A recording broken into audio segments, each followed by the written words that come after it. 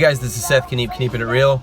We're here in Austin celebrating my 19th anniversary. I have known this beautiful woman for 20 years. And you're like, well, how's that your 19th anniversary? Well, I met her a year before and then we got married. So I've known her for 20 years. We've been married for 19 years. And on our next year anniversary, we're going to New Zealand. Woo-hoo. But I know it's gonna be super cool. But we were just having a conversation, right, Kimberly?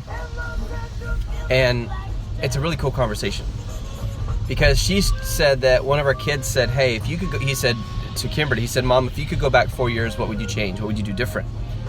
And she goes, well, we would like immediately be selling at Amazon and I would do this different and like there's all these different things we would do. And then I started thinking, man, that's good motivation for now. Oh, look, there's another Tesla. You don't see Teslas very often here in Austin, right? There. He didn't look at me. Anyways, I bet ours is faster though. But that's good motivation for right now. Like I should think right now, how do I want to live 3 years from now? So what do we need to do today? Now I know we only know so much, right? And a lot of times when you say, here's what I would do different, well, that's because you know better now. You have more knowledge.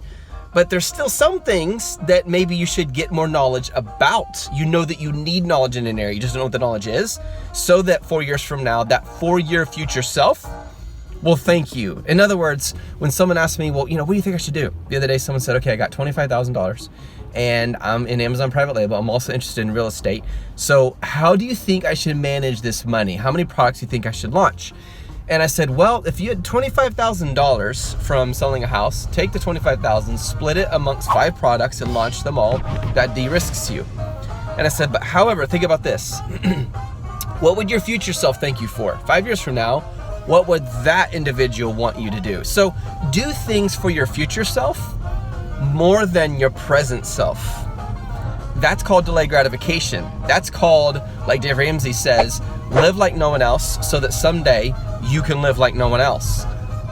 We decided this years ago, and today we can live like mostly no one else because we chose to live like no one else back then. I'll never forget, I had a full-time job, we were deeply in debt, and every night I would drive around Austin doing Uber until 3 in the morning and I'd come back exhausted.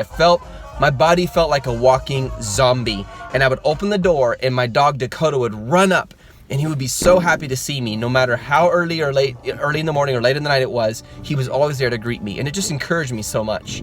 So sometimes you have to do things to reward your future self, and it's gonna hurt now, but in the future you'll be thankful for it. I hope that's encouraging to you guys. This is just a random conversation I had with her. Looks like she's taking pictures of Austin. It really is a beautiful city, guys. Check this out. I'm gonna turn the camera around. We're right now driving towards the Capitol. We just got back from an Airbnb just to hang out and celebrate our anniversary. So anyways, love you guys and hope you guys have an awesome day. And Kimberly, she has a whole speech for you. Uh-huh. See you guys, bye.